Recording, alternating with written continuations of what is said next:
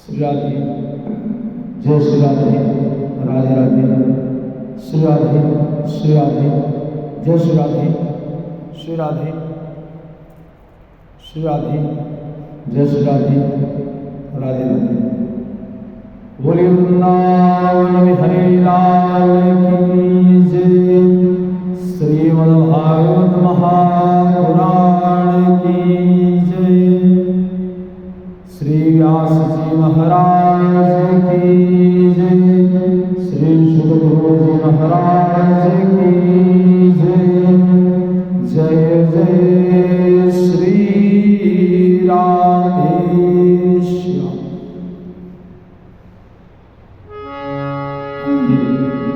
आइए भगवान के श्री चरणों में मंगलाचरण करते हुए भगवान के कथा में प्रवेश करेंगे।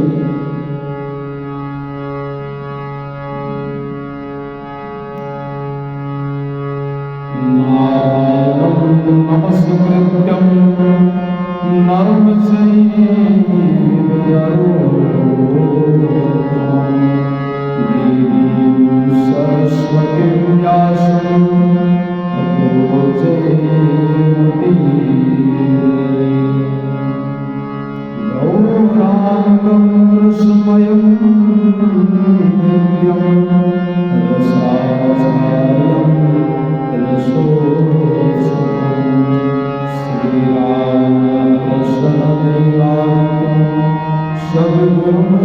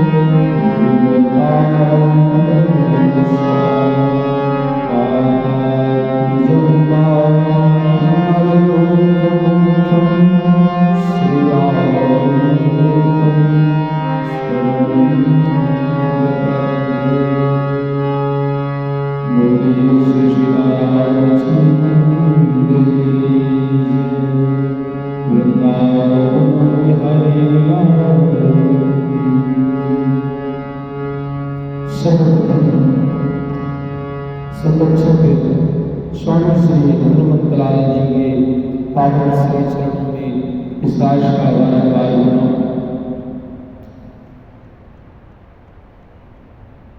श्रीमद् भागवत सप्ताह कथा श्रीमद् भागवत महापुराण सप्ताह ज्ञान यज्ञ का आज अष्टम दिवस है।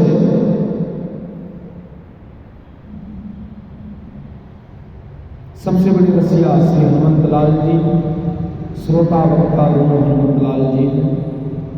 उनके पावन श्री चरणों में इस दास का कोटि कोटि प्रणाम। आज कथा का अष्टम दिवस। उपस्थित सभी वैष्णव जन, संत, भगवान सभी के श्री चरणों में इस दास का कोटि कोटि प्रणाम। उपस्थित मातृशक्ति, भाई बंधु, पिता आदरणीय तुल्य सभी को सादर जय श्री राम, जय श्री राधे। श्रीमद् भागवत कथा प्यारी जीवन के सभी प्रकार की क्लेश, पाप, ताप, संताप सभी को समाप्त कर देने वाली। यदि श्रद्धापूर्वक होकर सुना जाए तो कथा में इतना रस है, कथा इतनी उत्तम है, जिसके सम्मुख अमृत कर देने वाला अमृत भी फीका पड़ गया, तो आप समझ लीजिए ये कथा कितनी दुर्लभ है। दशम स्कंद पूर्वार्ध की कथा में आप सब भक्त भगवान श्री जुगल बिहारी श्री राधा रमण लाल श्री राधा वल्लभ श्री कृष्ण कन्हैया की पावन चैतामृत को श्रवण कर रहे थे। कृष्ण कन्हैया के जन्म की कथा आप श्रवण कर रहे थे। कृष्ण कन्हैया गोकुल धाम नंद बाबा के यहाँ पहुँच चुके हैं। नंद में महोत्सव नंद के यहाँ महोत्सव मनाया जा रहा है। श्री शुकाचार्य जी महाराज नंद महोत्सव का 18 श्लोकों में गायन किए हैं। ऐसा लगता है प्यारे जैसे 18,000 श्लोक का आनंद नंद महोत्सव में प्रकट कर दिया है। सुखदेव जी कहते हैं, राजन, नंद भवन में लाला का जन्म नहीं हुआ है, बल्कि मूर्तिमान आनंद ही आज मानव बाल रूप में प्रकट होकर सबका साक्षी हो रहा है। सबसे पहले विद्वान वेद पाठी ब्राह्मणों को बुलाकर नंद बाबा ने स्वस्थ वाचन, जात कर्म संस्कार आदि सब विधिवत संपन्न करवाए। 2 लाख गाय अन्न के 7 बड़े विशाल पर्वत बनाकर ब्राह्मणों को भेंट किया। नंद बाबा का मन आज इतना विशाल हो गया प्यारे, आज लाला के जन्मोत्सव में अपना सर्वस्व लुटाए जा रहे हैं। याचकों को अयाचक कर दिया है। सूत मागध बंदी जन इतने बहुमूल्य रत्नाभूषणों को नंद बाबा के घर से भर भर कर ले जा रहे हैं। रास्ते में जब बात करते, तू क्या लायो है? दूसरा कहता, भैया मैं तो चांदी के बर्तन लेके आया हूँ। देख चांदी का लोटा, चांदी की थारी। दूसरों बोलो, दारी के तू चांदी के लेवे गयो? देख मेरे पास सोने की थाली, सोने का कटोरा। इतना नंद बाबा ने लुटा दिया, इतना लुटा दिया प्यारे। इतना सुंदर लल्ला का जन्मोत्सव मनाया गया, महोत्सव मनाया गया। रमा क्रीड़ा मभून नृपः, मानो भगवती श्री स्वयं नृत्य कर रही हो, विहार कर रही हो। रोहिणी मैया भी प्रोत्सित भरत का होकर भी आज सब कुछ भुलाकर भाव नृत्य कर रही है। रोहिणी चा महाभागा नंद गोप विनंदिता, व्यचरत दिव्यवासः सत्रकंठाभरण भूषिता। नंद बाबा के आंगन में मानो चारों ओर से आनंद की बाढ़ आ गई। अचानक नंद बाबा कोई स्मरण आया, भैया हम जो प्रतिवर्ष कंस को कर दिया करते हैं, वो कर देने की तारीख निकल गई। समय पर कंस को कर नहीं पहुंचा तो न जाने का उपद्रव खड़ा कर दे, इसलिए तुरंत कुछ बाल बालों को गोकुल की रक्षा कर भार सौंप कर नंद बाबा मथुरा चले गए। नंद बाबा ने मथुरा पहुंचकर कंस को कर दिया, पर कर देते हुए वसुदेव जी ने देख लिया। वसुदेव जी नंद बाबा को देखते ही चिंतित हो गए। मैं तो अपनों लाला को सुरक्षा की दृष्टि से इनके घर छोड़कर आया हूँ और नंद बाबा मथुरा में डोल रहे हैं। मेरे लाला पर कोई संकट ना आ जाए। कर देकर नंद बाबा जैसे ही भवन से बाहर निकले कि रास्ते में वसुदेव जी मिल गए। अरे नंद बाबा राम राम। नंद बाबा बोले, भैया राम राम। कहो कैसे हो? वसुदेव जी बोले, हम तो बिल्कुल ठीक हैं, पर बाबा तुम कैसे हो? अरे तुम भले ना बताओ पर मुझको सब खबर लग गई कि तेरे या बुढ़ापे में 90 साल की उम्र में छोरा भयो और तूने मुझको खबर तक ना दी। तू कैसे मेरो मित्र है? नंद बाबा हाथ जोड़कर बोले, वसुदेव भैया तू बुरो मत मानियो, छोरा तो मेरो निश्चित भयो, पर जब तेरे बारे में मैं सुनी कि तेरे 8 छोरा भयो और या पापी कंस सबरे मार दिए और एक छोरी भई वह आकाश में उड़कर चली गई, ये बात सुनने के बाद मेरी हिम्मत नाय पड़ी जो एक लाला की खुशी तेरे सामने प्रकट करूं। अहो ते देवकी पुत्राह कंसेन बहवो हता, एका विशिष्ट वर्जा कन्या साधु हिमवता। वसुदेव जी के हृदय में पुत्र के वियोग का शोक है, परंतु वह नंद बाबा के आनंद की चर्चा कर रहे हैं। नंद बाबा के हृदय में पुत्र जन्म का आनंद है, पर वह वसुदेव के शोक में सम्मिलित हो रहे हैं। मैत्री यही होती है।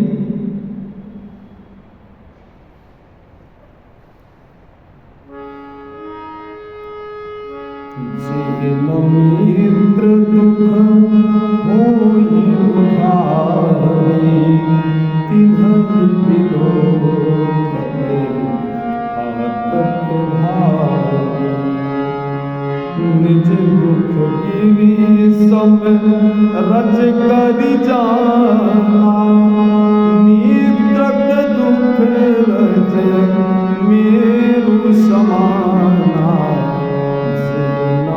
मित्र दुख होई दुखारी, तिन्हहि बिलोकते आतक भारी। मित्र को चाहिए कि अपना दुख पहाड़ जैसा भी हो तो मित्र से छुपा कर रखे। मित्र का दुख यदि कण के बराबर भी दिख रहा हो तो उसे पर्वत मानकर उसका निदान करे।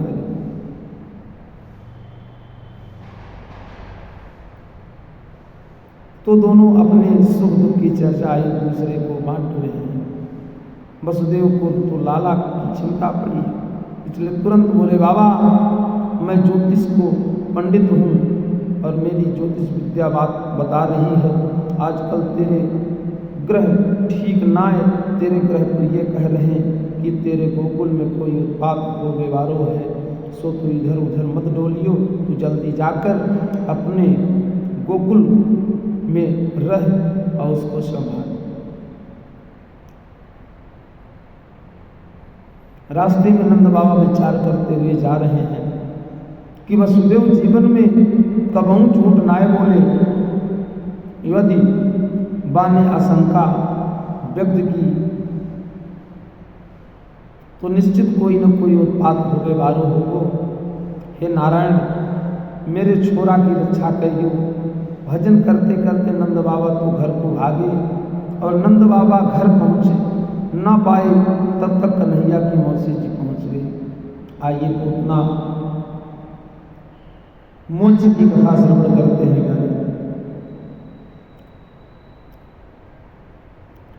कंसेन प्रहिता घोरा पूतना बाल घातनी, शिशुंश्चार निघ्नते पुरग्राम ब्रजादिशु। नगर ग्राम में भ्रमण करती बाल घातनी पूतना बड़ा दिव्य सौंदर्य बनाकर गोकुल धाम पहुंच गई।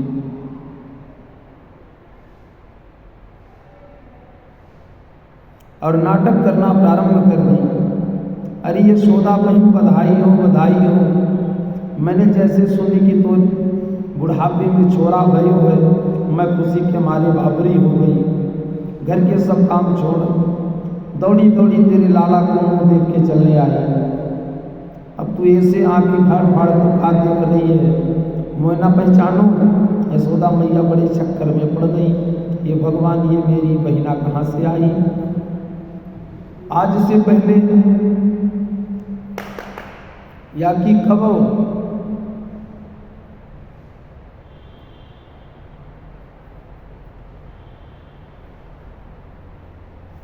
आज से पहले या कि कब सूरत ना देखी मैंने।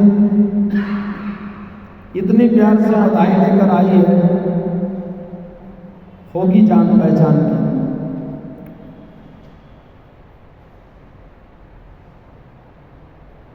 अब कह रही कि मैंने ना पहचानो, बुरो मत मानो।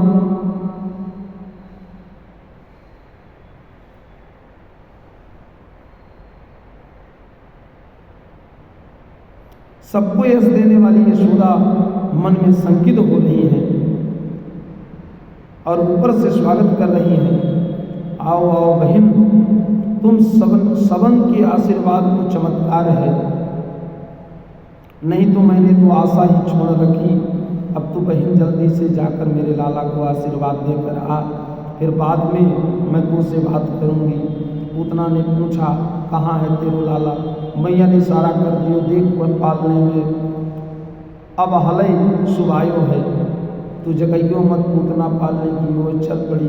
प्रभु ने पालने में लेटे लेटे जो तिरछी निगाह से देखा, ओ हो मौसी जी आए रही हैं। तो पूतना को देखते ही भगवान ने तुरंत अपनी दोनों आंखें बंद कर ली। भगवान तो चराचर जगत की आत्मा है प्यारे।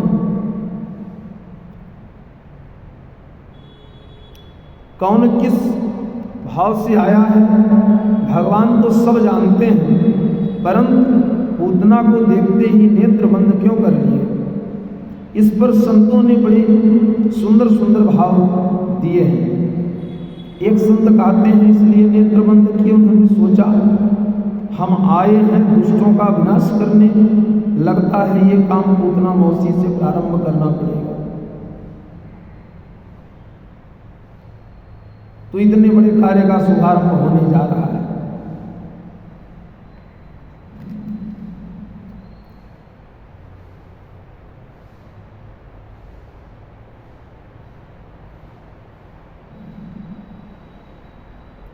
भगवान बोले, भगवान ने उसका स्तनपान किया, मौसी का स्तनपान करना प्रारंभ किया। तो सबसे पहले उसका विष पिया, दूध पिया और दुग्ध समाप्त होने लगे तो प्राणों को ही पीना प्रारंभ कर दिया। जो प्राण खींचने लगे, पूतना के मर्म स्थलों में भयंकर वेदना होने लगी प्यारे। बड़ी भयंकर चीत्कार करती हुई चिल्लाई, मुंच मुंच, अरे बेटा छोड़ दो, अरे बेटा छोड़ दो। सामुंच मुंचालमिति प्रभाषणी निष्पीड्य मानाखिल जीव मर्म। भगवान बोले, मौसी जी अब न करने से काम नहीं चलेगा। अपने राम जल्दी से किसी को पकड़ते नहीं, एक बार जिसे पकड़ ले उसे जीवन में कभी छोड़ते नहीं। अब तो पूतना भगवान की गोद में, अब तो पूतना भगवान को गोद में लिए भागी। जो ही प्रभु ने उसके संपूर्ण प्राणों का हरण किया, विकराल विशाल देह बनाकर धम्म से धरती पर गिर पड़ी। पूतना के गिरने से धरती हिल गई, दसों दिशाएं उसकी चीत्कार से गूंज गई। सुखदेव बाबा कहते हैं, परिचित पूतना ने इतना विशाल शरीर बनाया कि 6 कोस तक के जितने भी वृक्ष थे सब टूटकर चकनाचूर हो गए।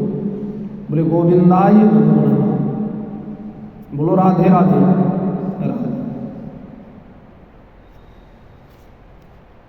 तो अंत में पूतना की गति भी मां की ही गति पूतना को प्राप्त कर। संकट भजन तृणावर्त का उद्धार भगवान करते हैं। एक दिन मैया लाला को खूब उछाल उछाल कर खिला रही थी। कन्हैया किलकारी मारकर हंस रहे थे, पर उछलबो बंद कर दें सो ही रोवे लग जावे। मैया के हाथ दुखने लगे, कब तक उछालूं? सो मैया गोद में लाला को लेके अपना स्तनपान करवाए लगे, करावे लगी। मुग्ध हुए माधव मैया को दुग्धपान कर रहे थे, स्तनपान कर रहे थे कि तिरछी निगाह से देखा कि तृणावर्त नाम का एक दैत्य चक्रवात का रूप धारण किए चला आ रहा है। भगवान मन में मुस्कुराए, मैया तो ज़्यादा दूर ना उछाल सकी, तो मामा जी ने उड़न खटोला भेज दियो। अब मैया गोद में नीचे उतार दे तो नेक हम घूम आवे, पर मैया उतारती भी नहीं। सो धीरे धीरे प्रभु ने अपना वजन बढ़ाना प्रारंभ कर दिया। प्रभु इतने भारी हो गए कि मैया को गोदी में रखना मुश्किल पड़ गया। गरिमाणम शिशो वर्डुम नासे हे गिरकुटवत भूमो निधाय तम गोपी विस्मिता भार पीड़िता। लाला को उठाकर धरती में बिठाए के मैया आंखें फाड़कर देखने लगी। हे भगवान, मेरे हल्को फुल्को नेक सो छोड़ो, अचानक इतने वजनदार कैसे हो गए हो? अब हाल है तो मैं या को उछाल कर खिला रही थी, अब तो मेरी गोद में न आवे। माधव ने मैया के मन को मोहित कर दिया। यशोदा मैया को भ्रम हो गया। अरे राम राम, 2 घंटा से बैठी बैठी या को दूध पियाए रही, मालूम पड़े ज़्यादा दूध पी गए, सो ज़्यादा भारी हो गए। सो आंगन में उतार कर मैया बोली, बेटा खेल कूद में दूध हजम कर ले, जब हल्को हो जाओगे तब गोदी में लेंगे। आंगन में छोड़कर मैया भीतर गृह कार्य में चली गई। तृणावर्त को अवसर मिल गया। वेग से आया भगवान को उड़ाकर कंधे पर बैठाकर आकाश में ले गया। भगवान भी उड़ चले गए। तृणावर्त के कंधे पर बैठे बैठे पूरा ब्रज प्रदेश देखने लगे। ये ललिता को घर, ये मधुमंगल को घर, ये छिपी गली, ये प्रेम गली, सबरी गली, सबरे मोहल्ले भगवान ने तृणावर्त के कंधे पर घूम लिए। पर जैसे ही मथुरा की ओर भागने लगा, सोई भगवान ने गर्दन दबाई और वजन बढ़ाया। भगवान इतने वजनदार हो गए, तृणावर्त घबरा गया। मन में संकित होने लगा कि जल्दी जल्दी में कहीं बालक के धोखे में कोई काला पत्थर तो नहीं उठा लाया। ये बालक की पहाड़ बार बार पीछे मुड़कर देखता है। कहता है कि ये बालक है कि पहाड़ बार बार पीछे मुड़कर देखता है।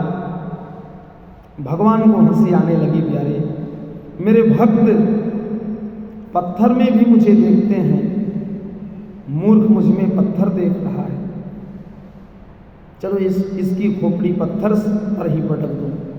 प्रभु ने तृणावर्त की इतनी जोर से गर्दन दबाई कि गोविंदाय नमो नमः। तदुपरांत भगवान के नामकरण की कथा आती है।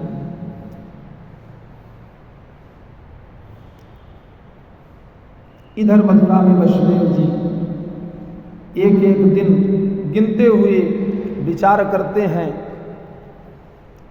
आज मेरो लाला पूरो 1 वर्ष को हो गयो होगो। अब भगवान जाने बाको नाम धरो होगो। सो अपने कुल पुरोहित श्री गर्गाचार्य जी के पास जाकर बोले, गुरु जी आप तो सब जानो, आप तो त्रिकालज्ञ हो, बड़ी कृपा होगी यदि आप ब्रज में चले जाओ और गोकुल में नंद बाबा के घर जाकर मेरे छोरों को नामकरण कराओ। गर्गाचार्य जी बोले ठीक है, चले जाएंगे। गर्गाचार्य वसुदेव से प्रेरित होकर नंद भवन में पहुँचे।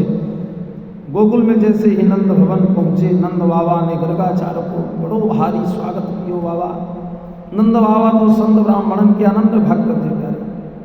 बोले आओ आओ महाराज, बड़ी कृपा, खूब दर्शन। अहो भाग्य मेरे जो आप पधारे, विधिवत पूजन किया, आसन पर बैठाया। नंद बाबा बोले आपके आशीर्वाद से मेरे घर में 2 छोरा भयो, नेक उनके ग्रह तो बतायो, कैसे का चल रहे हो।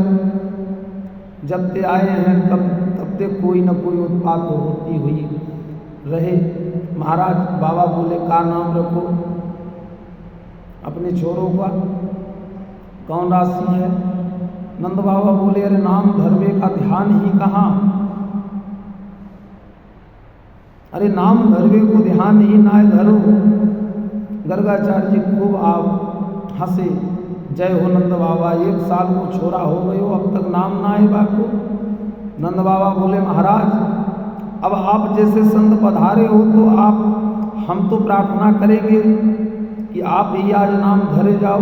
गर्गाचार्य बोले अब तो हम रख देंगे, परंतु हमारी एक शर्त है, तुम जानो हम यदुवंशियन के आचार्य हैं, हम यदुवंशियन के आचार्य हैं, तेरे छोरों को नाम कैसे रख देंगे और तेरे लाला को संस्कार करेंगे तो कंस को शंका है जावेगी कि गर्गाचार्य यदुवंशियन के आचार्य होकर नंद के छोरा को नाम रखोगे, कैसे चलेगी। तो तेरे लाला को कंस वसुदेव को लाला समझ बैठो तो तेरे ऊपर आफत आ जाएगी, इसलिए एक ही शर्त है कि काऊ के भनक ना पड़े, चुपचाप बापू नाम रख भाई तो रख देंगे। नंद बाबा बोले ये बात तो है महाराज, काऊ भैया को भी खबर ना पड़ेगी, आप तो चुपचाप जाए को गौशाला में बैठ जाओ, मैं लाला को लेके वहीं आ जाऊं। गर्गाचार्य गौशाला में आसन लगाए के जम गए। माताएं भी पहुंच गई, माताओं ने प्रणाम किया। बाबा ने नेत्र खोलकर सामने देखा तो रोहिणी मैया की गोद में यशोदा नंदन और यशोदा नंदन की गोद में रोहिणी नंदन को देखा। तो जैसे ही गर्गाचार्य ने यशोदा नंदन का दर्शन किया तो बाबा की दृष्टि पड़ी और नेत्र खुले के खुले ही रह गए। बाबा एक दृष्टि में पहचान गए कि ये तो साक्षात निर्गुण निराकार निरीह निर्विशेष निरूपित परम ब्रह्म परमात्मा ही सगुण साकार बना मेरे सम्मुख समुपस्थित हुआ है। उस दिव्य छटा को निमेष नयनों से निरंतर निहारते ही रह गए। बाबा की तो आनंद की समाधि लग गई प्यारे, आंखें खुली की खुली ही रह गई। ध्याता ध्यान ध्येय तीनों एक हो गए, ध्याता ध्यान और ध्येय तीनों एक हो गए प्यारे। मैया तो प्रणाम करके सामने बैठ गई, आंखें खुली की खुली रह गई।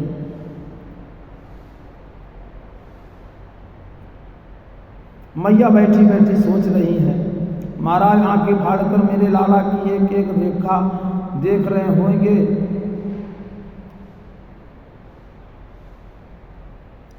या कि भविष्य के बारे में कुछ दिव्य दृष्टि से निहार रहे होंगे। सो मैया चुपचाप बैठी रही, पर मैया को बैठे बैठे पूरे घंटा भर बीत गए। बाबा कुछ बोले चाले ना है, तो मैया हाथ जोड़कर बोली, महाराज कुछ मुंह दे तो बोलो, का नाम धर रहे हो।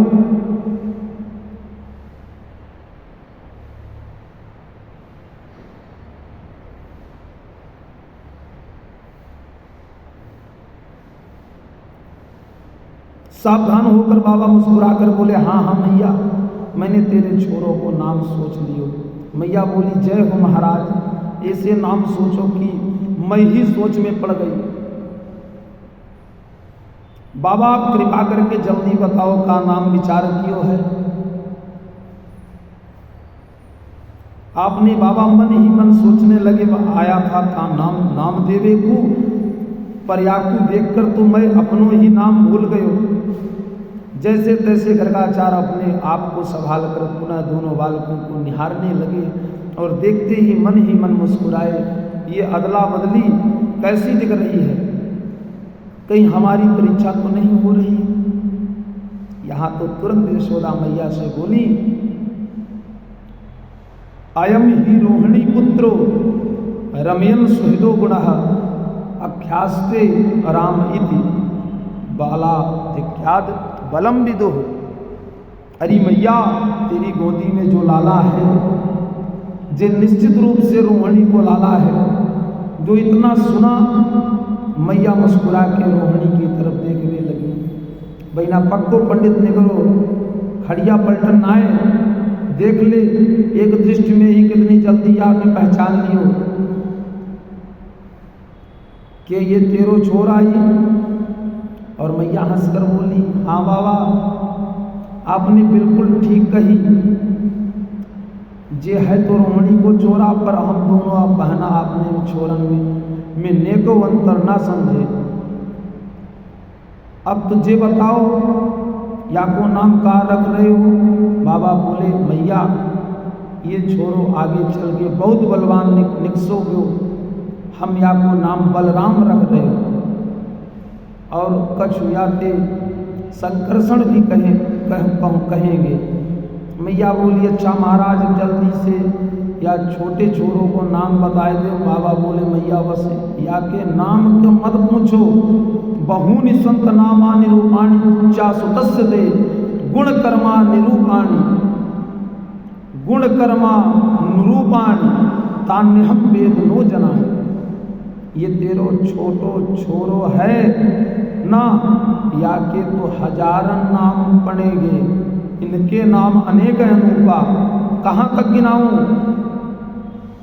गोपाल सहस्त्र नाम, विष्णु सहस्त्र नाम, सब यही के नाम पे भरे पड़े हैं। मैया हाथ जोड़कर बोली बाबा मोए 1000 नामन की कौनो जरूरत ना है, मो तो चोखो सो अच्छो सो एक नाम बढ़िया बता दो। बाबा बोले तो या को नाम कृष्ण। लोग कनुआ बलुआ कह के बुलाएंगे,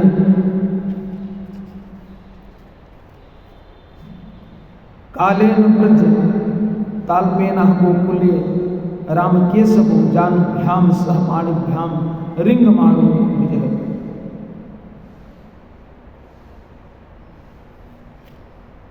नाम रख के गर्गाचार्य महाराज को विदा किए।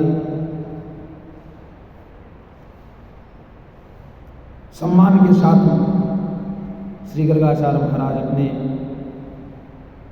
नगर की ओर चले गए। तदुपरांत दोनों भैया थोड़ा बड़े हुए, माखन चोरी की लीला आई। प्रभु को लगा चलो इन ब्रजबामाओं को का भी मनोरथ पूरा किया जाए, हम इन्हीं के घर में जाकर इन्हें दर्शन देकर आवेंगे। बाल गोपाल चौर विद्या प्रचार मंडलम, चौर विद्या का प्रचार करेंगे, हम आपको चोरी करने में निपुण कर देंगे। फिर क्या था, महाराज मंडल के सदस्य बढ़ते चले गए और घर घर में माखन चोरी लीला प्रारंभ हो गई।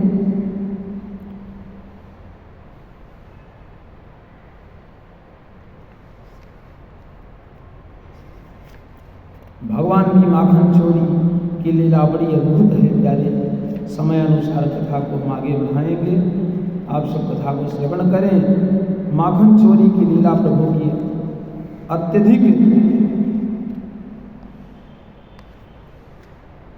सुंदर भावपूर्ण है। ब्रज बाबाओं की इच्छा की पूर्ति करते हैं प्रभु। प्रभु दीन दयालु है प्यारे।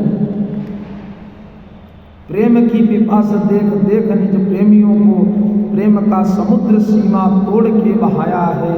भावुक रसीले निज निराश ना होंगे, अब कामना की पूर्ति हेतु कल्पतुर लगाया है। चिंतामणि जड़ित चारु चादर बिछा ही जहाँ, भ्रांति प्रंति भांति कुंज कुंज से सजाया है। भारत का भूषण तिलक तीनों लोगों का, भक्तों के वास हेतु वृंदावन बनाया है। सर्वे साधु सद्विधि वादिना, अलीरी मोहे लागे वृंदावन ने को। वृंदावनम गोवर्धनम यमुना पुलिनानि चा, विच्छ्यास दुत्तमा प्रीति राम माधव यो नृपा।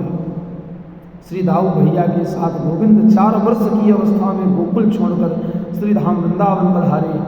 वृंदावन में आकर जब प्रभु ने उसकी दिव्यता का अवलोकन किया, जिस वृंदावन में श्री गोवर्धन का शिखर है प्यारे, सुंदर सुंदर विशाल वृक्षावली है, चारों तरफ खूब हरियाली ही हरियाली है।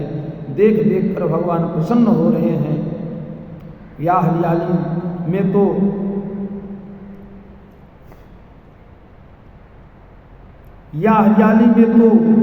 गैया खूब घास खाए के प्रसन्न होंगी। तो आज हमारे गोविंद गायों को इतना प्यार करते हैं। वृंदावन के तृण का देखा, घास फूस को देखा तो हरियाली को देख देख कर बड़े प्रसन्न हुए। और प्रभु श्री वृंदावन धाम में गौओं को चराने के लिए आए। समय अनुसार कथा को हम आगे की ओर ले चलेंगे, जिससे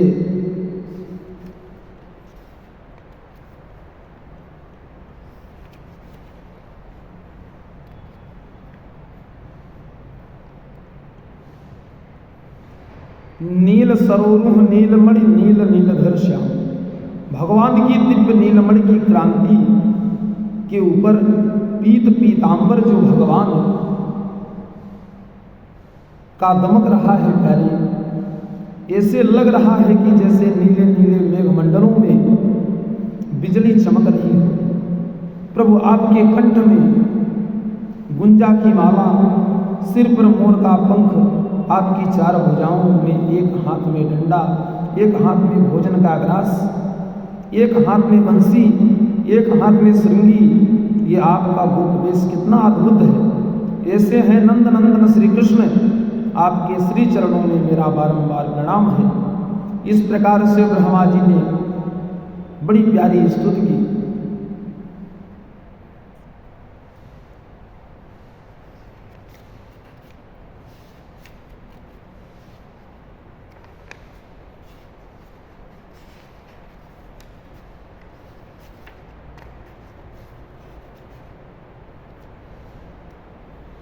इंद्र का घमंड तोड़ने के लिए भगवान गिरिराज धाम के लिए चलते हैं।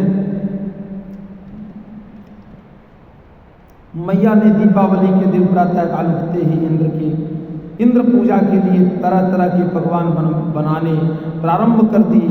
कन्हैया आ गए।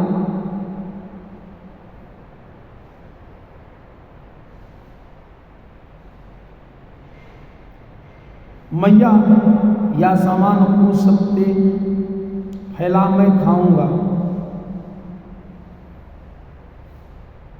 भगवान कृष्ण खाते हैं सबसे पहले, मैया मैं खाऊंगा। मैया बोली अरे लाला, जब जय जय है जाएगी तब पावेगी मिलोगो, चल थोड़ी देर और खेल। कन्हैया बोले मैया ये जय जय कौन सी बलाए है। मैया बोली बाबरे मोते मत पूछ, जाके अपने बाबा से पूछ। कन्हैया मुंह लटकाए बाबा के पास आए। बाबा बाबा कथनाम में पिता कोयम संभ्रमो वा उपागतः किं फलम कस्य चोद्देशा केनवा साध्यते मखा। आज अपने घर में ये कौन की जय जय होएगी। देख तो मैया कितने पकवान बना रही और चकबे को नाय दे। बाबा समझाने लगे, देख बेटा, कन्हैया बेटा, हम हर वर्ष दीपावली के दिन इंद्र की पूजा किया करते हैं, क्योंकि इंद्र प्रसन्न होकर पानी बरसाते हैं। अब पानी बरसोगो तभी हरी भरी घास हमें सबको मिलेगी, जिससे हमारी गैया खाएंगी, नहीं तो सूखा पड़ जाएगा, भूखन मरेंगे कि ना। कन्हैया बोले अच्छा, तो पूजा ना होएगी तो इंद्र पानी ना बरसावेंगे। अच्छा बाबा, तो आधे वाला पूजा कर दें, आधे ना करें तो पूजा करवे बारन के खेतन में इंद्र पानी ना बरसावो। अब नंद बाबा चक्कर में पड़ गए। कन्हैया है तो तू 7 वर्ष को नेको छोरा, पर बात इतनी टेढ़ी टेढ़ी करे कि मोए बुढ़े की खोपड़ी गर्म हो जाए। अब मैं जे तर्क वितर्क ज्यादा ना करूं, तू अपने मन की बोल, तेरे मन का है। कन्हैया बोले तो सुन बाबा, मैं बड़े बड़े महात्मन को संग कियो। सुनो बाबा, मैं बड़े बड़े महात्मन को संग किया। बड़े बड़े महात्मा सब एक ही बात कहें, कर्मणा जायते जन्तु कर्मणैव विलीयते, सुखम दुखम भयम क्षेमः कर्मणैवा विपद्यते। जो प्राणी जैसा कर्म करे, जो प्राणी जैसा कर्म करे, वह कर्म के अनुसार परमात्मा वाको वैसा फल दे। भगवान को तू भंडारी की तरह समझ ले। जैसी सामग्री भंडारी जी को दोगे, भंडारी जी वैसे ही भंडारा बना के देंगे। और दे ले कछुनाए। भंडारी जी से कहो आज खीर मालपुआ को भंडारों पाबो।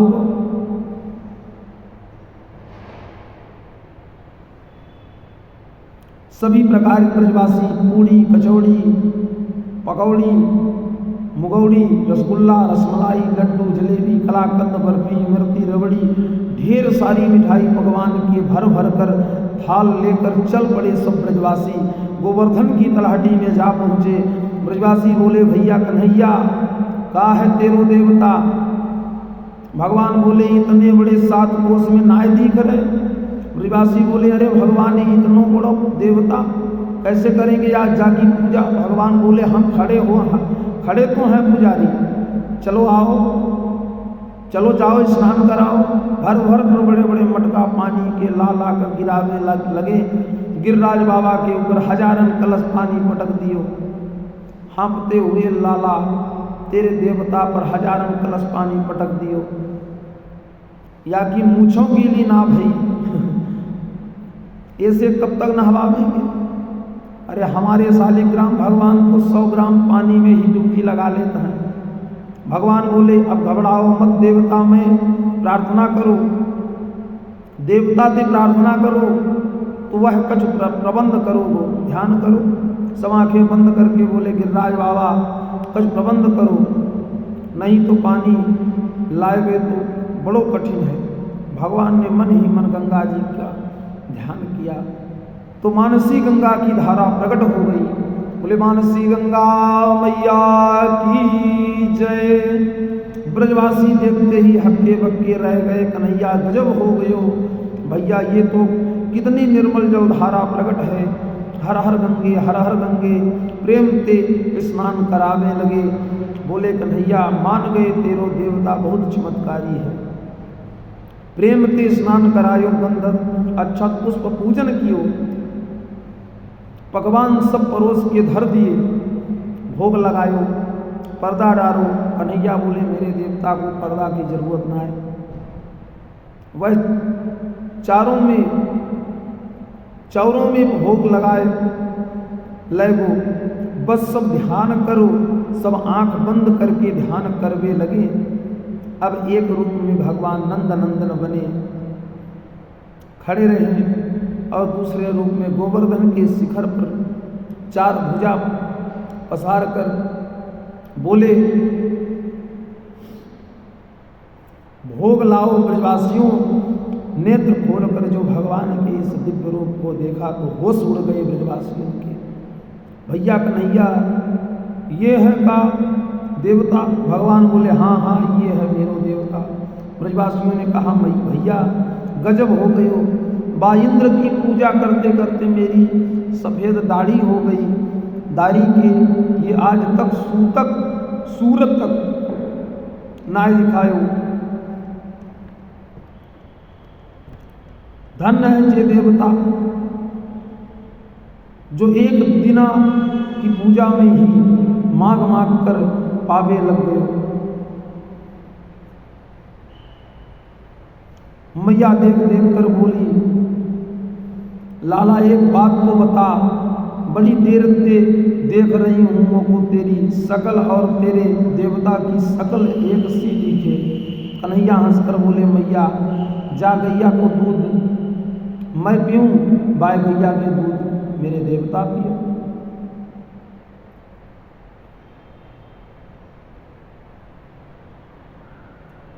मेरे देवता की 7 कोस की परिक्रमा जरूर लगानी पड़े, तब मेरो देवता प्रसन्न होगो। ठीक है लाला चलो। अब आगे कन्हैया पीछे ब्रजवासी झूमते गाते हुए गोवर्धन की परिक्रमा लगा रहे हैं। चलिए हम सब भी गिरिराज जी की परिक्रमा लगाते हैं। अरे मैं तो गोवर्धन को जाऊं मेरे वीर, नहीं माने मेरो मनवा, नहीं माने मेरो मनवा सखीरी, नहीं मानू मेरो मनवा। मैं तो गोवर्धन को जाऊं मेरे वीर, नहीं माने मेरो मनवा। 7 कोस की दई परिक्रमा सात कोस की दई परिक्रमा, अरु मैं तो मानसी गंगा नहाऊं मेरे वीर, नहीं माने मेरो मनवा, मैं तो गोवर्धन को जाऊं मेरे वीर, नहीं माने मेरो मनवा। बोले गोवर्धन नाथ की जय।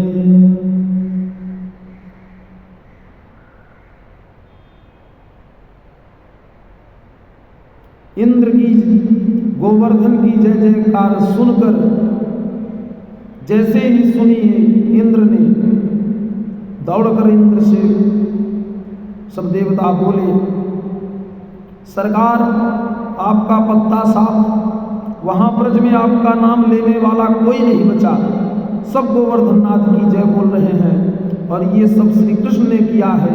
अब तो इंद्र क्रोध में आग बबूला हो गया और इतना विवेक शून्य हो गया कि भगवान को ही गालियां देने लगा। बाचालम बालिशम स्तब्धमज्जम पंडितमानिनम कृष्णम। इन गंवार वालों ने उस बाचाल कृष्ण की बातों में आकर मुझ देवता के राजा का अपमान किया, मुझ देवताओं के राजा का अपमान किया, इसका फल इन्हें भोगना पड़ेगा।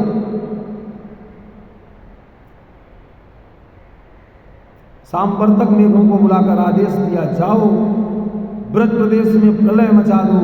सब मेघ मंडल ब्रजमंडल के ऊपर गड़गड़ाने लगे, भयंकर बरसात होने लगी, अतिवृष्टि से सब ब्रजवासी कर्षित हो उठे, गोविंद के पास दौड़े दौड़े आए, गोपी ग्वाल शील से पीड़ित होकर गोविंद की शरण में आए, गोविंद हमारी रक्षा करो। हे भक्तवत्सल भगवान, हे भक्तवत्सल प्रभु, हे गोकुलनाथ, हमें इंद्र के कोप से बचाओ। देखो देवताओं का राजा इंद्र नाराज हो गया है। शरण में आए ब्रजवासियों को देखकर भगवान विचार करने लगे, मेरी प्रतिज्ञा है कि जो एक बार मेरी शरण में आकर कह दे कि हे प्रभु हम तुम्हारे हैं, तो मैं समस्त प्राणियों से उसे अभय प्रदान कर देता हूं। ये ब्रजवासी मेरे हैं, मेरी शरण में हैं, मुझे ही अपना नाथ मानते हैं, मैं ही एकमात्र इनका जीवन धन हूं, इसलिए मुझे इनकी रक्षा करनी चाहिए।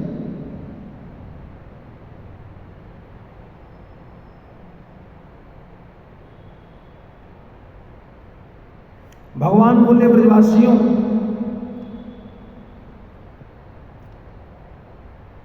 गिरिराज बाबा की पहले प्रार्थना करो। गिरिराज धरण प्रभु तेरी शरण, गिरिराज धरण प्रभु तेरी शरण।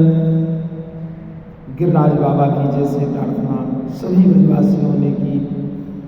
नेक शांत हो जाओ मेरे देवता, ने मेरे कान में आकर कुछ कह दियो, मेरे देवता मेरे कान में आकर कह गयो भैया ज्यादा पानी बरस रहे हो, तो सब मिलकर मुंह को उठाकर छाता बना ले।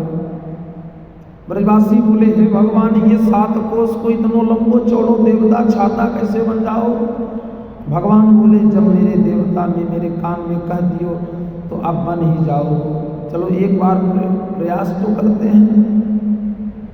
सबने मिलकर प्रयास किया तो भगवान ने तो बड़ी सहजता से, जैसे बरसात में छोटे छोटे बच्चे को गुरमुत्ता उखाड़ कर छाता बनाकर खेलते हैं, वैसे ही कन्हैया ने 7 कोस के गोवर्धन को 7 वर्ष की अवस्था में 7 दिन और 7 रात तक धारण करके रखा। गिर को धारण करने से प्रभु का नाम गिरधारी हुआ। बोले गिरधारी भगवान की जय। सारे ब्रजवासी भी अपनों अपनों कंधों पर डंडा लगाए खड़े। सबको यही प्रतीत हो रहा है कि सबने मिलकर उठायो है। ब्रजवासी बोले, लाला हम अब तक खबर ना आए, हमें अब तक खबर ना आए की थी कि आजकल हम इतने पहलवान हो गए, नेक आशा ना थी कि जो उठ जाऊँ। पर गजब हो गयो भैया, 7 कोस को पहाड़ इतने आराम से उठ गए। कन्हैया बोले हम तो पहले ही कहो, ये माखन बेचबो बंद करो, गौ सेवा करो और गोरस को आनंद लो, तब शक्ति आएगी। इस प्रकार हे ब्रजनाथ,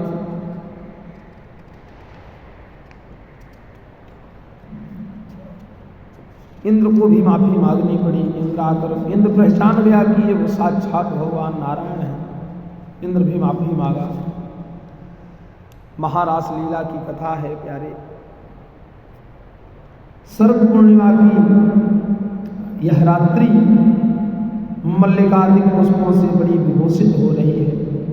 चांदनी की को शोभा चारों तरफ छिटक रही है। पूर्णिमा तो वैसे ही सुंदर होती है प्यारे। उस शारदीय सौंदर्य को देखकर आज माधव के मन में ब्रजमामाओं से विहार करने का संकल्प उठा। वैसे तो भगवती श्रुति ने परमात्मा को बिना मन का कहा है, और जब तक मन नहीं तब तक संकल्प विकल्प नहीं। इच्छाएं तो मन में होती हैं। आज भगवान के भीतर मन जगा, मन में संकल्प उठा। संकल्प भी ब्रजमाओं से विहार करने का जागृत हुआ।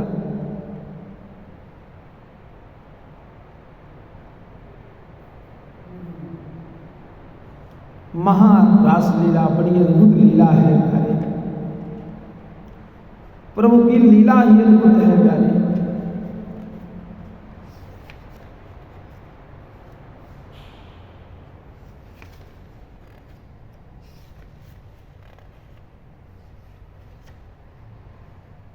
गोपियां विरह में कातर हो उठी।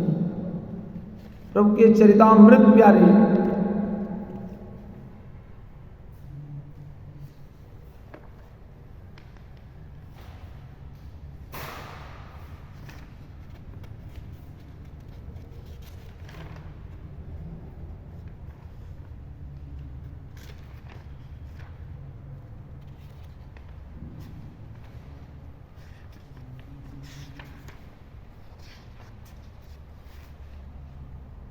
गोपियां विरह में कातर हैं।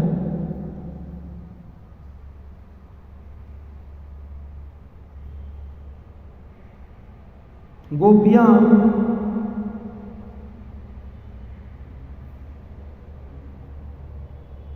अन्वेषण करती, जो गोपियां आ रही थी प्यारी, किशोरी जी की वह अवस्था देखी तो स्पृहा समाप्त हो गई। जयति तेदिकं जन्मना व्रजा श्रयत इंदिरा शाश्वतत्रहि दयित दृश्यतां दीक्षुता विकास त्वयि शबास त्वां विचिन्वते। बड़ा ही प्यारा दिव्य गोपी गीत है प्यारे। अद्भुत है गोपी गीत।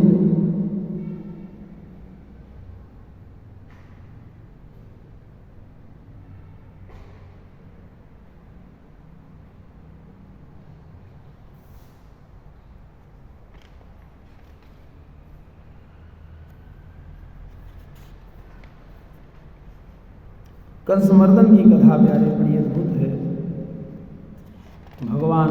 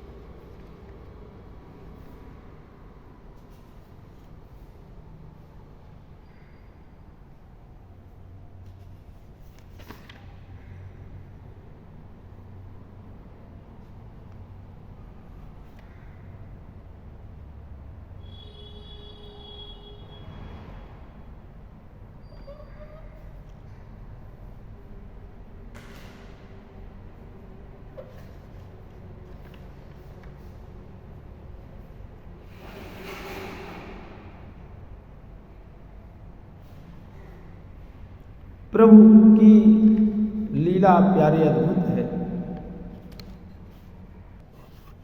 कंस ने अक्रूर जी को भेजा कृष्ण को मथुरा में जो मेला लगा है उसमें देखने के लिए। परीक्षित सूर्यास्त हो गया। वृंदावन में पहुंचते पहुंचते भगवान के ध्यान में आनंद की समाधि लग जाती है।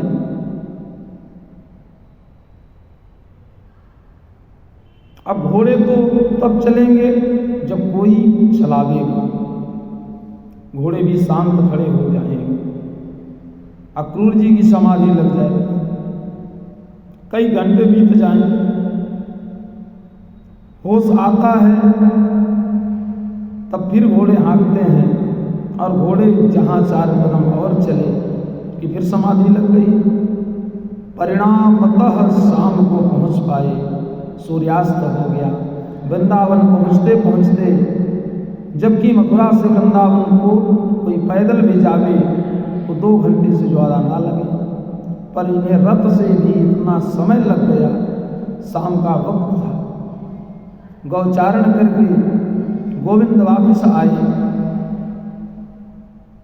गौओं के पीछे पीछे चलते हैं, इसलिए भगवान के सुंदर सुंदर चरण चिन्ह पृथ्वी पर अंकित होते चले जाते हैं।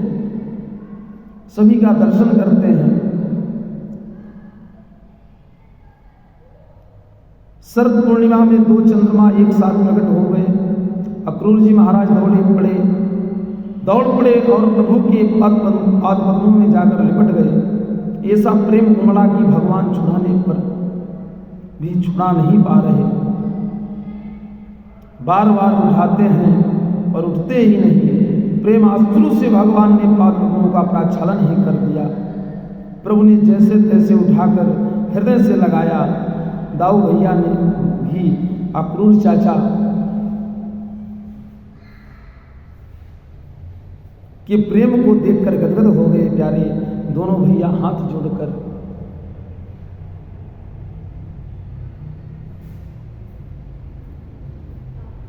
हाथ पकड़ करके प्रमोदित होकर ले चले।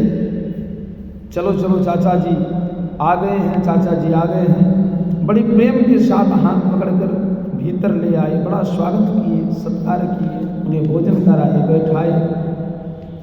फिर उनसे पूछे, यदुवंशियों से कुशलता का प्रश्न पूछा।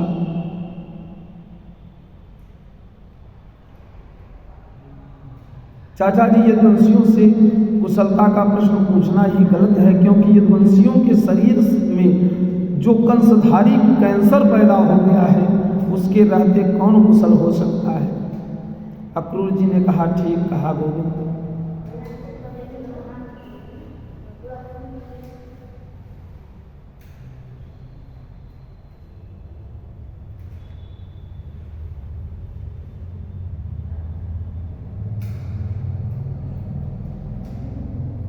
जो मथुरा को मेला देख लो, चाहे सवेरे तैयार हो जाए। चारों तरफ गोकुल में नारा लगवा दिया, गली गली में सबको सूचना पहुंचा दी।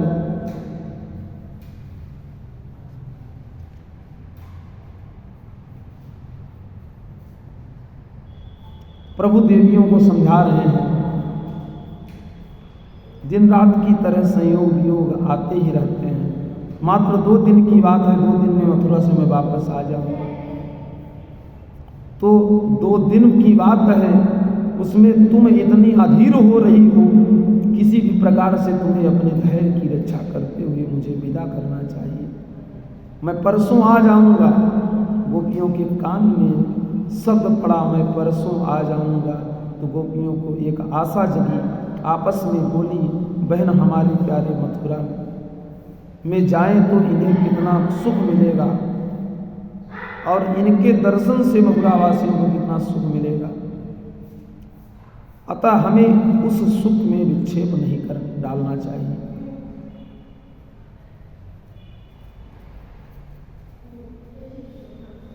मानो माधव के रथ के साथ ब्रज गोपियों का मन भी मथुरा चला गया। अक्रूर जी मन ही मन विचार करने लगे, धन्य है हे ब्रज गोपियों, कितना अद्भुत प्रेम है, और ऐसा गोपियों के प्रेमा अश्वद प्रभु को मैं उस क्रूर कंस के पास ले जा रहा हूँ। कंस तो बड़ा ही निर्दयी है, बड़ा दुष्ट है, कदाचित इनका कुछ भी अहित हो गया तो मैं इन गोपियों को क्या जवाब दूंगा। अक्रूर जी सोच सोच कर विचार करते हुए जा रहे थे कि निर्मल यमुना जी का जल दिखाई पड़ा। सो रथ रोक दिया, दोनों भाइयों को रथ में बैठा छोड़कर अक्रूर जी उतरे और जैसे ही यमुना में डुबकी लगाई, यमुना के जल के भीतर दोनों भैया बैठे नजर आए। उछल पड़े, अरे इन्होंने भी मेरे साथ छलांग मार दी क्या। उछल कर देखा तो दोनों भैया रथ में बैठे। अब तो बड़े चक्कर में पड़ गए, दो दो कृष्ण बलराम कैसे हो गए। पुनः डुबकी मारी तो भगवान दिव्य चतुर्भुज रूप में प्रकट हो गए। प्रहलाद आदि भक्त एवं अनेक देवी देवता प्रकट होकर प्रभु का स्तवन कर रहे हैं। ये दृश्य देखते ही अक्रूर जी समझ गए, ओहो, जिन्हें मैं नन्हा सा नंदलाल समझ रहा था अब समझ गया कि ये कौन है।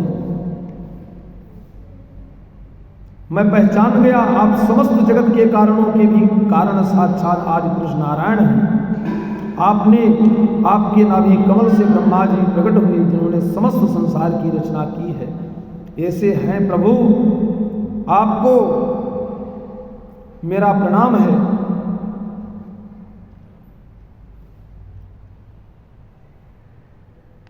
नंद बाबा ने कहा, अरे कन्हैया,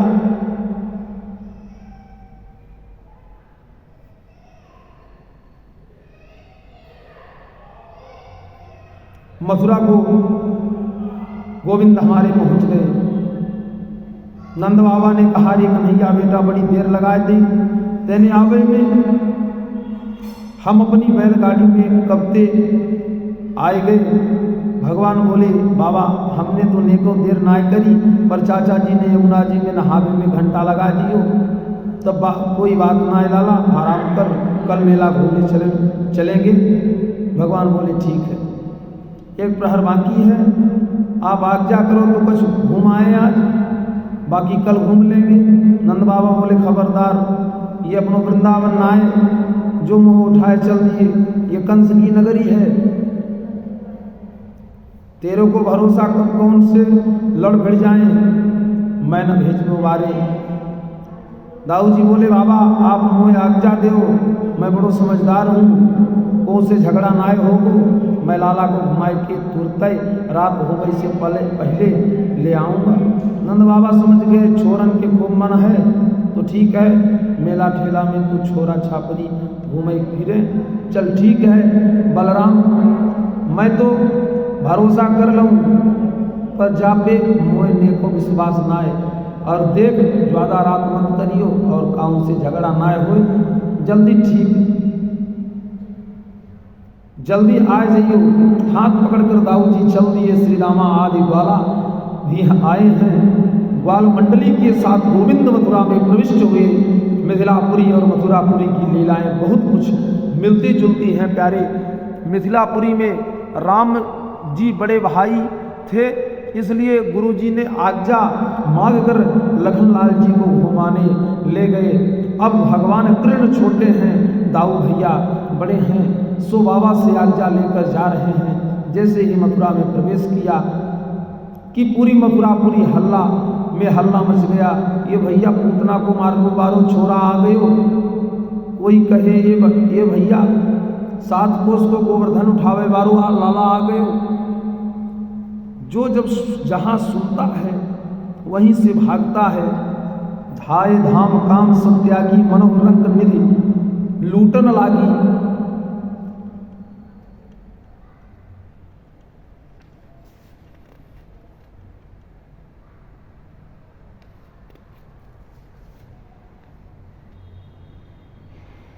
मथुरा में सुदामा नाम का एक माली रहता था, जो माधव का अनन्य भक्त था। भगवान उसके घर पहुंच गए। कितने लोगों ने घर आने को कहा पर किसी के यहाँ नहीं गए, माली के यहाँ बिना बुलाए ही पहुंच गए, क्योंकि वह प्रभु का अनन्य भक्त था जो माधव का घर में दर्शन किया कि मुग्ध होकर नाचने लगा। जितनी मालाएं थी सब उठा लाया और उसके पास तो कुछ था भी नहीं, निर्धन था। मोटी सी एक बढ़िया माला माधव के कंठ में डाली। बाकी सारे ब्रजवासियों को माला पहनाकर साष्टांग दंडवत प्रणाम करके स्वागत करने लगा।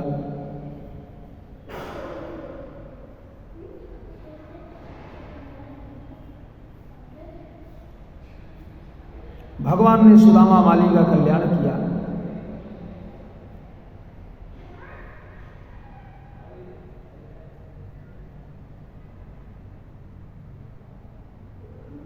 ब्रजवासी बोले लाला बढ़िया पोशाक मिल गई और गले में मोटी सी माला गिर गई, पर नेक कसर और है, लाला तू अच्छी तरह जाने ब्रजवासियों के माथे पे जब तक थापक हुआ चंदन नाय कूदे तब तक आनंद नाय मिले।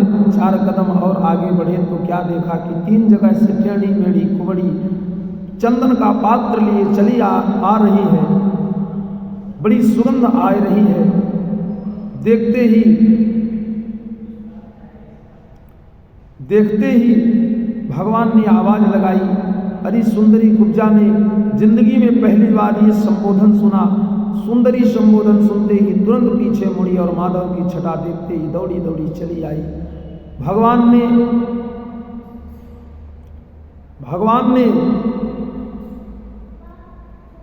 भगवान के पास आकर बोली, सरकार आपने मुझे कुछ कही का? भगवान बोले, हाँ सुंदरी, हम आपको बुलाए रहे हैं। अहो भाग्य महाराज,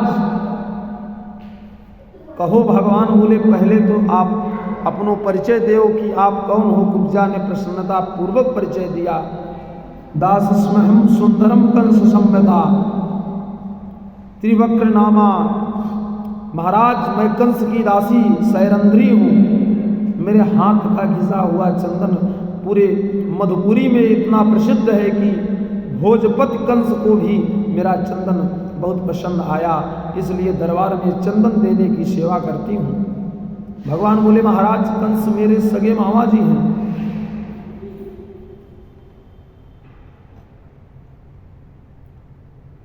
वह चंदन आज हमें दे दो, जो हमारे मामा जी ये दिया करें। कुब्जा बोली, सरकार ये तो मेरा सौभाग्य है कि मेरे चंदन को आप लगाएंगे, मेरी आज्ञा है।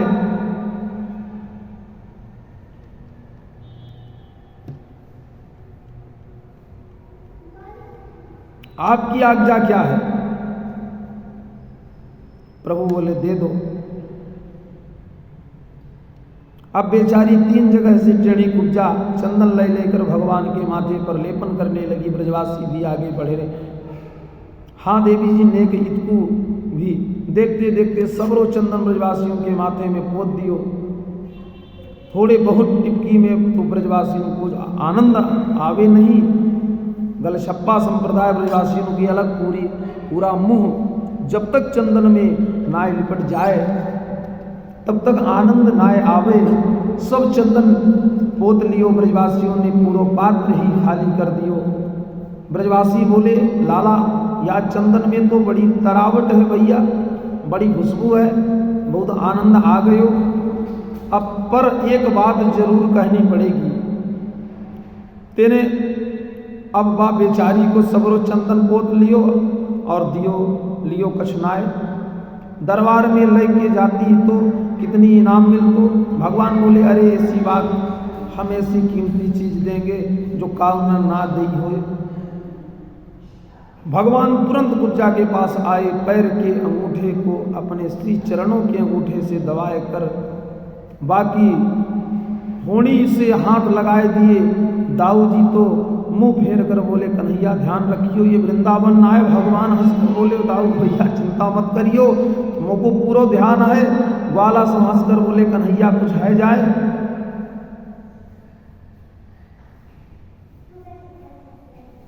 तेरी जोड़ी तो बन गई, तू त्रिभंग और ये त्रिभंगा, तू भी 3 जगह से टेढ़ा रहे और ये भी 3 जगह से टेढ़ियाई दिख रही है। सब ग्वाला हास परिहास कर रहे थे और इतने में भगवान ने जोर का एक झटका मार दिया और मुकुंद स्पर्शनाथ सद्यो बभूव प्रमदोत्तमा, कन्हैया के एक झटका में वो बाकी तीनों कुबड़ गायब हो गए और ऐसी जगमगाती दिव्य छटा के साथ प्रकट हुई भई कि देखने वालों की आंखें भवचक्की रह गई। भगवान ये छोरा केवल पहल बनाई नाए जादूगर भी है, जन्म की कुबड़ी एक झटका में सीधी कर दी। कुब्जा तो प्रसन्नता में नाच उठी, पीताम्बर पकड़कर प्रणय निवेदन किया, प्रभु मेरे घर एक दिन आपको अवश्य आना होगा। भगवान बोले अवश्य आएंगे, फिर मामा जी से मिला आप। अब तो महाराज सब प्रसन्न हो गए। मथुरा के बड़े बड़े जितने भी उद्योगपति व्यापारी थे वह सब जगह जगह पर भगवान का तांबूल लौंग इलायची आदि खिला खिला कर स्वागत के। व्यापारी को दूरदर्शी होना चाहिए।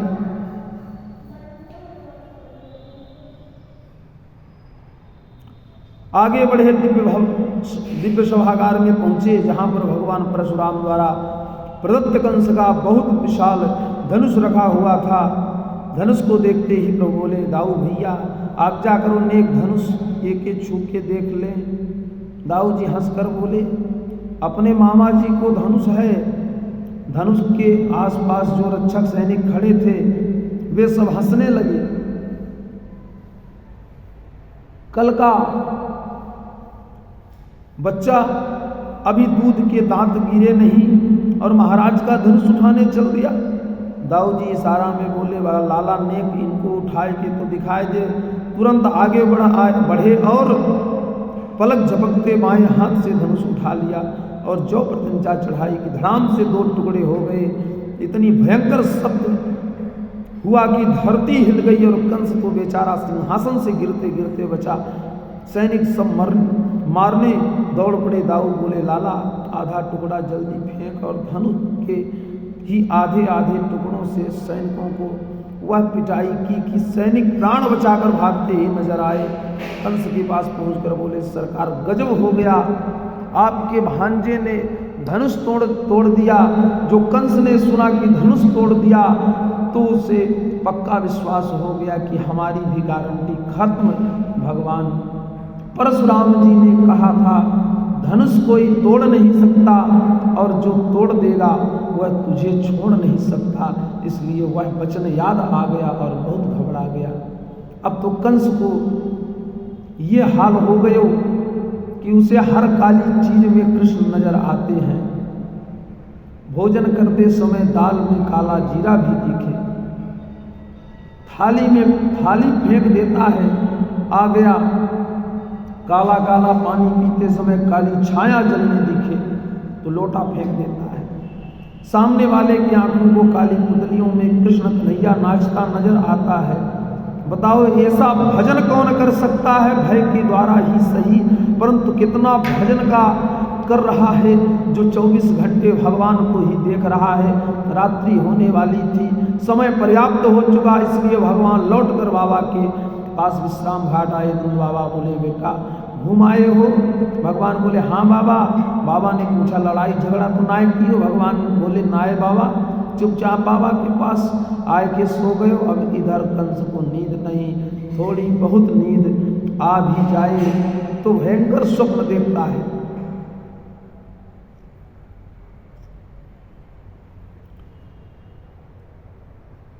भूत प्रेत जैसे आलिंगन कर रहे हों।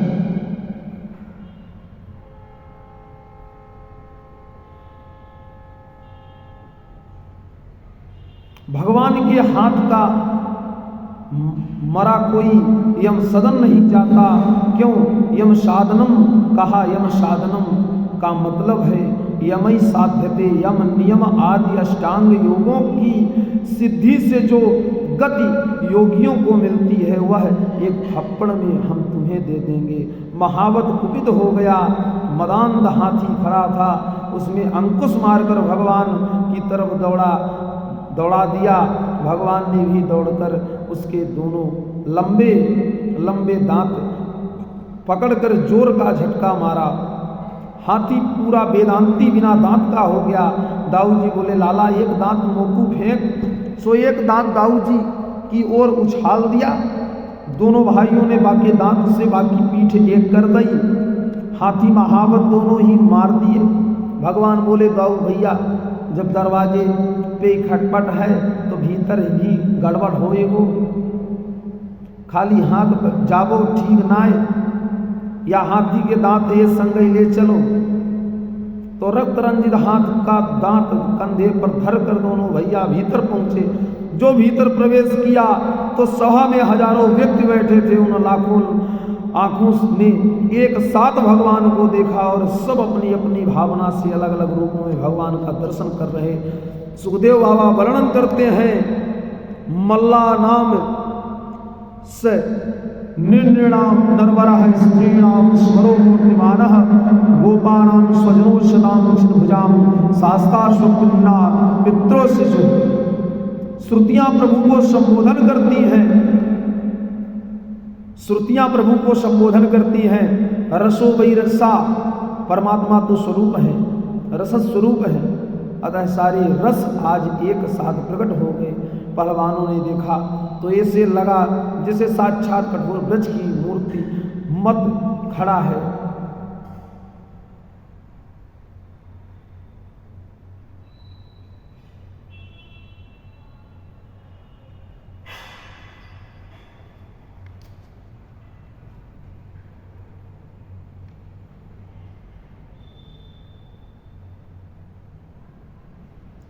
सबने कहने लगे, इतने बलशाली हाथी को मारने वाला बालक नहीं हो सकता, इसलिए आओ मुझसे द्वंद्व युद्ध करो। छोटे छोटे ग्वाला दौड़कर आए और बोले, ये कन्हैया घबराइयो मत, हम काऊ को आए तेरे संग में होगी सो देखी जाएगी, पूतना बारे हाथ दिखाए डार। भगवान बोले, अच्छा तुम सबन की इच्छा है, अरे आजा भैया। वैसे हमारे बाबा ने मना कर रखी है, पर तेरी कुछ ज़्यादा श्रद्धा दिख रही है, तो चल हम मना नाय करें, कन्हैया अखाड़े में कूद पड़ो। चाड़ूर बोला, अरे बलराम तुम्हारी भी इच्छा हो तो मेरे भैया मुष्टिकासुर के साथ तुम आ जाओ। दाऊ भैया बोले, वाह हम भी यही देख रहे थे कि कोई जोड़ीदार मिल जाए, एक दो हाथ उससे हो जाए। बले न सह मुष्टिका, दाऊ जी मुष्टिकासुर के साथ भिड़ गए। बड़ा भयंकर मल्लयुद्ध अखाड़े में छिड़ गया। पंजे से पंजे, एड़ी से एड़ी बधी हुई अद्भुत मल्लयुद्ध चल रहा। जो देवियां बैठी थी सब दुखी हो गई। अरे राम राम, घोर अनर्थ महापाप सरासर अधर्म हो रहा है। छोटे छोटे बच्चों से इतने बड़े बड़े पहलवान लड़ रहे हैं, जिन बच्चों की अभी मूछ भी नहीं आई। किशोरो नाप्त यौवनो, यौवन भी जिनका नहीं आया है। और का ब्रज सार सर्वांगो, घोर अधर्म ऐसी सभा में हम नहीं रहेंगे। बहुत सी देवियां दुखी होकर चली गई, कुछ मन मार कर रह गई। भैया अपना पक्ष कमजोर दिखाई पड़े ना।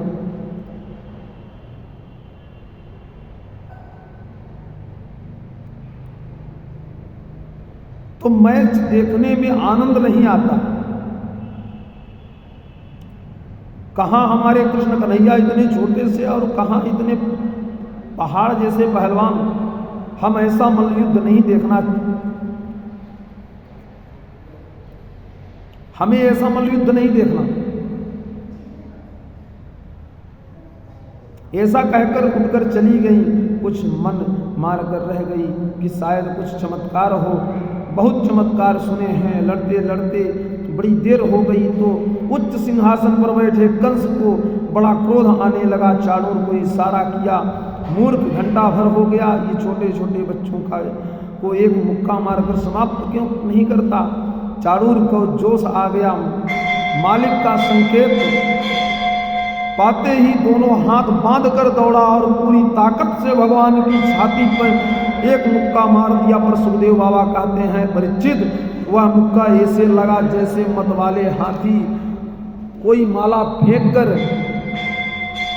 मार दी है। भगवान हलचल है।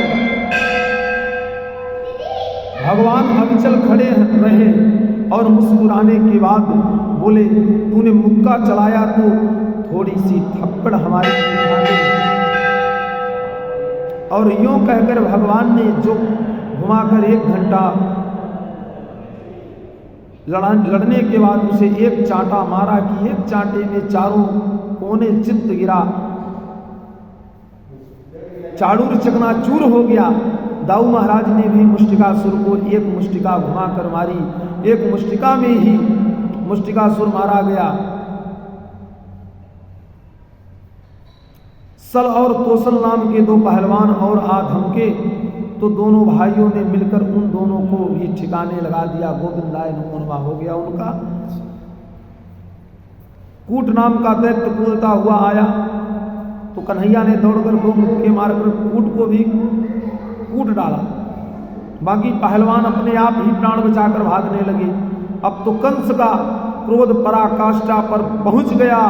बंदी बना लो दुष्ट बालकों को, भागने न पावे, आज मैं अपने हाथों से मारूंगा। इनके बाप नंद को भी मारूंगा और अपने बाप उग्रसेन को भी मारूंगा। भगवान समझ गए कि इसका तो काम तमाम हो गया, ये तो बिना मारे ही मर गया। बड़बड़ाने लगा, सब शैली बिखर गई प्यारे। क्रोध में शरीर कांपने लगा। भगवान ने एक छलांग मारी और मामा कंस के सिंहासन पर खड़े नजर आए। जब तक वह कुछ सोच पाता तब तक झपट मारकर सिर के बाल पकड़कर घुमा दिया। प्रगृहा के शेषु चलत किरीटम निपात्य रंगो परितुंग मंचात। सिर के बाल पकड़कर घुमाकर याद दिला रहे हैं कि मेरी माँ देवकी को विवाह बेला में तूने केस पकड़कर गिराया था, देवकी नंदन तुझे गिराने आ गया है। स्मरण दिलाकर जोर का धक्का मारा। कंस हड़बड़ाकर उच्च सिंहासन से धड़ाम से नीचे गिरा। छाती पर कन्हैया कूद पड़े। कंस के रहे सहे प्राण भी चले गए। कंस का ज्यों ही काम तमाम हुआ तो कंस के 8 भाई और थे, वे भी सब हथियार लेकर मारने को दौड़े। अकेले दाऊ महाराज ने ही हाथी के दांतों से 8 को ठिकाने लगा दिया। अब तो चारों तरफ हाहाकार मच गया। कंस की पत्नियां हंसती और कांपती छाती पीट पीट कर बिखरने लगी। भगवान ने जैसे तैसे उन्हें समझाया। नंद बाबा ने तो दौड़कर लाला को हृदय से लगा लिया। अरे लाला, तैने इतने बड़े बड़े दैत्यों कैसे मार दिए, मेरी समझ में ना आवे। कन्हैया बोले, मैंने एक को नाय मारो, मुझको तो एक बंदर दिखो। और बाप बंदर ने एक धमुकरा धर दियो, सो दारी के सबरे मर गए। नंद बाबा बोले, ओ लाला, तेरी लड़ाई भाई और हमने हनुमान जी याद कियो तो निश्चित हनुमान जी यही दिखे होंगे, वही पहलवान के देवता हैं। नंद बाबा अब भी अपने लाला को नन्हा सा लाला ही समझ रहे हैं। और बाबा से मिलने के बाद तुरंत भगवान अपने माता पिता देवकी वसुदेव के सम्मुख आए। भगवान ने अपने माता पिता को बंधन मुक्त किया और उनकी वंदना की। देवकी वसुदेव के मन में बार बार आता है कि ये साक्षात नारायण हैं, हम जिसे इतना सा छोड़कर आए थे, इनका चतुर्भुज भी हमने देखा था और अभी अभी चमत्कार भी अपनी आंखों से हमने देखा। कितने बड़े बड़े असुर कैसे चुटकियों में समाप्त कर दिए। ये साक्षात जगदीश्वर हैं। जगदीश्वर जानकर देवकी वसुदेव भगवान की तरफ हाथ जोड़ने लगे। भगवान को लगा कि ये तो सब गड़बड़ हो रहा है, ये तो सारा रसभंग हो जाएगा। भगवान ने तुरंत माया फैलाई और मधुर मधुर वाणी के द्वारा माता पिता की इतनी महिमा गाई कि दोनों दंपत का वात्सल्य उमड़ आया। भगवान कहते हैं प्यारे कि जो बालक सामर्थ्यवान होकर भी माता पिता की सेवा नहीं करता, वह श्वास लेता हुआ मुर्दे के समान होता है। मैं इतने वर्षों तक आपसे दूर रहा, अब तो मुझे अपनी सेवा का अवसर दीजिए। अब अपने चरणों की सेवा का सौभाग्य दीजिए। ये तो हमारा ही वही लाला है। सारी भगवत्ता भूलकर दोनों दंपति ने दोनों बालकों को हृदय से लगाकर प्रेमाश्रुओं से अभिषिक्त कर दिया। कंठ इतना अवरुद्ध हो गया कि दोनों दंपति कुछ बोल नहीं पाए।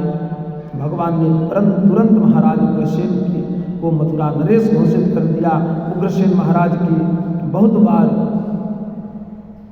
मना करने पर भी जबरदस्ती राजा बनाया। भगवान कहते हैं, नाना जी हम यदुवंशी हैं, हम राजा नहीं बन सकते, क्योंकि हमारे पूर्वजों को श्राप लगा हुआ है ययाति जी के शाप से। अतः सिंहासन पर तो आपको ही विराजमान होना है। हम आपके सचिव बनकर आपके साथ रहेंगे। उग्रसेन महाराज को मथुरा नरेश घोषित कर दिया। अब जितने यदुवंशी कंस के डर से इधर उधर भाग गए थे, उन्हें लगा कि अरे महाराज, हमारे महाराज की सत्ता पर आसीन हो गए, तो अपने घरों में सब लौट लौट कर वापस चले आए। भगवान एकांत में नंद बाबा के पास आए, विविध प्रकार से वस्त्रालंकारों से समलंकृत करके बोले, बाबा अब आज्ञा मिल जाए तो कुछ दिन मथुरा में रहकर आप अपने जन्म देने वाले माता पिता की और कुछ यदुवंशियों की सेवा कर लूं। कंस के मर जाने से अब कंस का ससुर जरासंध बदला लेने अवश्य आएगा और ये मथुरावासी सब असुरक्षित हैं। अब आज्ञा करो तो कुछ दिन इनके बीच में रहकर इन्हें भी सुख प्रदान करने की चेष्टा करूं। पूर्वजन्म सह गोपी ब्रजम एवं श्री कृष्ण बलराम का यज्ञोपवीत होता है और गुरुकुल में गोपी उद्धव संवाद,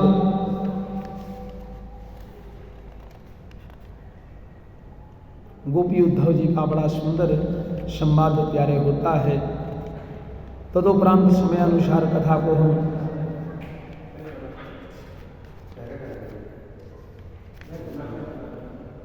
अब दशम स्कंद पूर्वार्ध की कथा विश्राम लेकर दशम स्कंद उत्तरार्ध की कथा में हम प्रवेश करते हैं। श्री कृष्ण रुक्मिणी का विवाह होता है। प्रथम विवाह भगवान का रुक्मिणी जी के साथ होता है। विदर्भ देश के राजा भीष्मक की बेटी, जिनका नाम रुक्मिणी, भीष्मक जी के 5 बेटे थे, रुक्मी, रुक्मर्थ, रुक्मबाहु, रुक्मकेशी, रुक्ममाली। 5 भाइयों में एक इकलौती बेटी रुक्मिणी थी। इकलौती बहन में रुक्मिणी थी। नारदादि महात्माओं के द्वारा द्वारिकाधीश के निरंतर महिमा सुनकर भीष्मक के मन में अपनी बेटी के लिए सुयोग्य वर समझ में आ गया।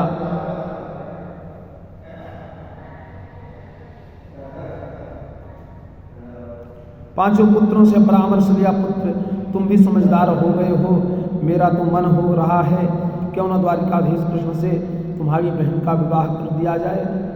तुम्हारा क्या विचार है? और तो कोई कुछ नहीं बोला, पर बड़ा बेटा रुक्मी बिगड़ गया। पिताजी उस रण छोड़ भगोड़े से मैं अपनी बहन की शादी करूंगा, विवाह कभी नहीं होने दूंगा। अरे राम राम, ठीक है। तस्य पंचाभवन पुत्रा कन्यका चावरानना।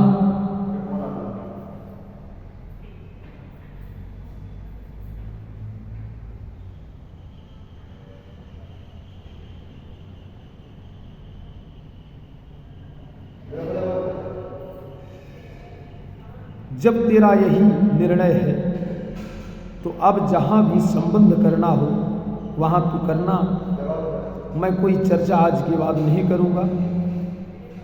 रुक्मी बोला, ठीक है पिताजी, आप आराम करो।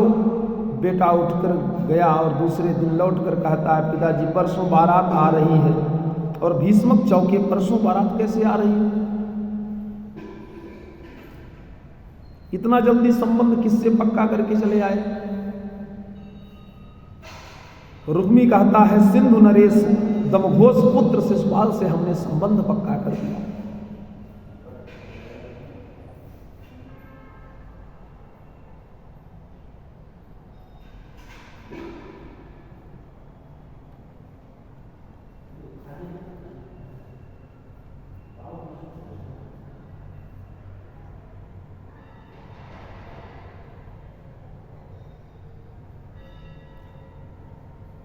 भीष्मक जी बोले, ठीक है बेटा, जैसी तेरी इच्छा।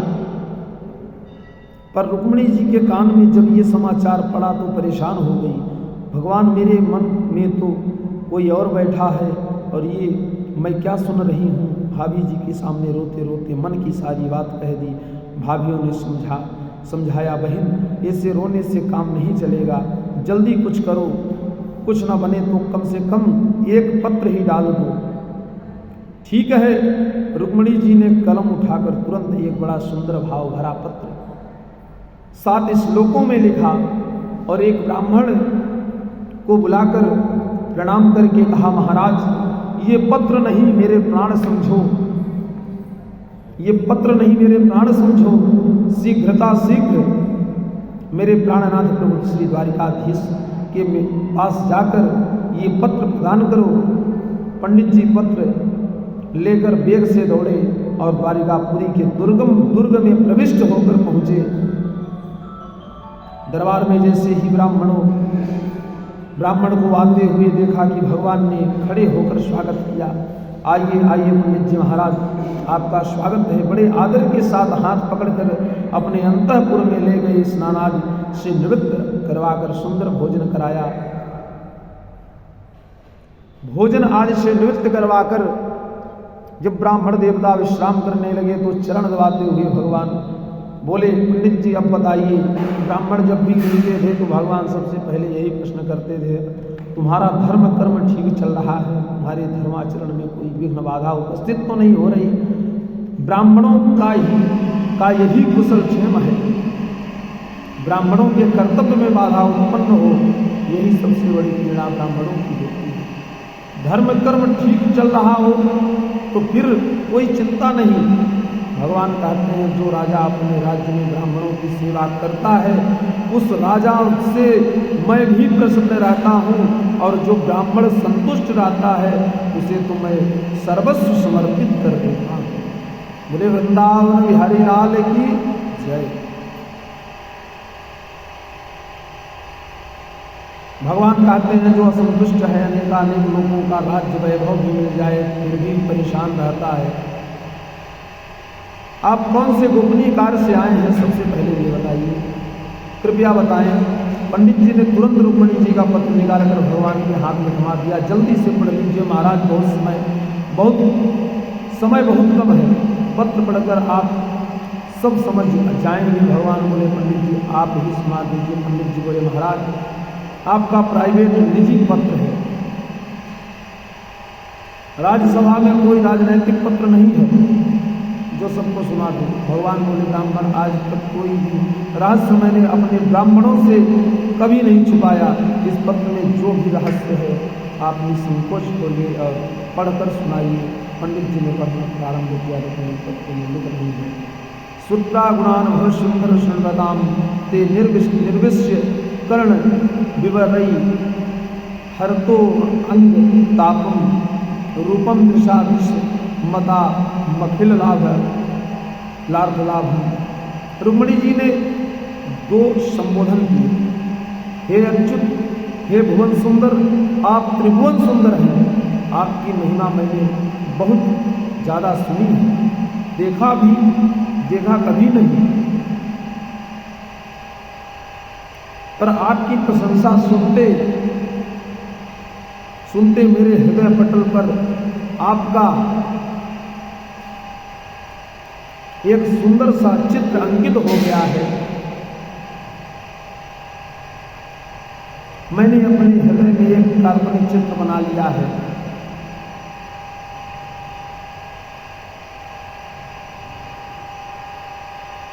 हमारी कुल परंपरा अनुसार जिस कन्या का विवाह होता है वह विवाह के पहले दिन गिरजा मंदिर में पूजन करने जाती हैं।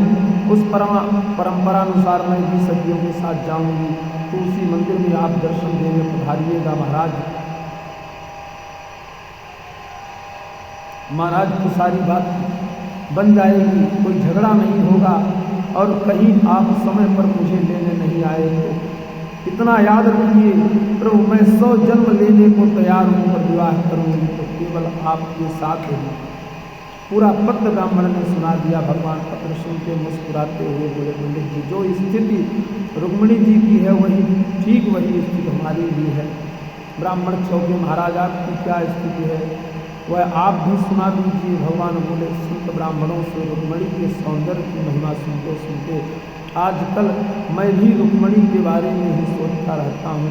कभी कभी तो रात रात भर नींद नहीं आती, जागरण में ही रात्रि बीत जाती है।